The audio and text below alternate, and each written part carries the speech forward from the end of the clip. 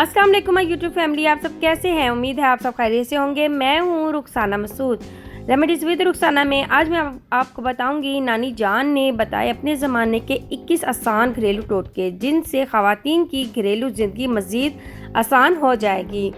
नानी जी के कारआमद और आजमूदा नुस्खे जो कई अशरों से राइज हैं और लोग इससे फ़ायदा उठा रहे हैं। इन आजमूदा नुस्खों में चंद मुतज्जा झेल हैं।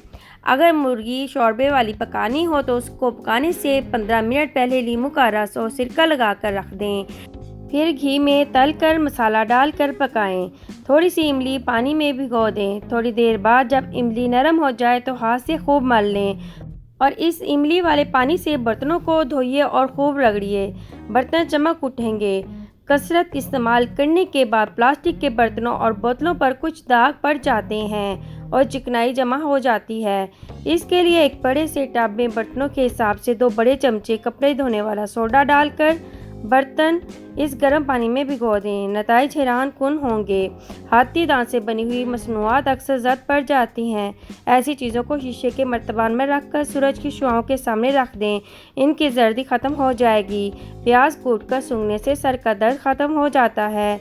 पुदीने की डंडियाँ या नींबू के छिलके कपड़ों और किताबों में रखने से कीड़े ख़त्म हो जाते हैं।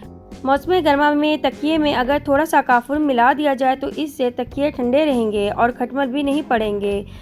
बारिश के मौसम में घर में लोबान की धुनी ज़रूर दें, इससे सेलन ख़त्म हो जाती है। बेडशीट को कल्फ लगाकर बिछाने से सिलवटें नहीं पड़ती और ज़्यादा दिन साफ़ रहती हैं।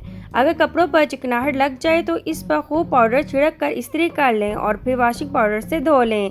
बाज़ दफ़ा मेहंदी हल्की रहती है। जब मेहंदी सूख कर झड़ जाए तो इस पर पान में इस्तेमाल होने वाला चूना लगा लिया जाए। उम्मीद है आज के टोटके एंड टिप्स आपको अच्छी लगी होंगे। चैनल को ज़रूर सब्सक्राइब करें, लाइक एंड शेयर करना मत भूलिएगा। अब मुझे इजाज़त दें। ओके, अल्लाह हाफिज़।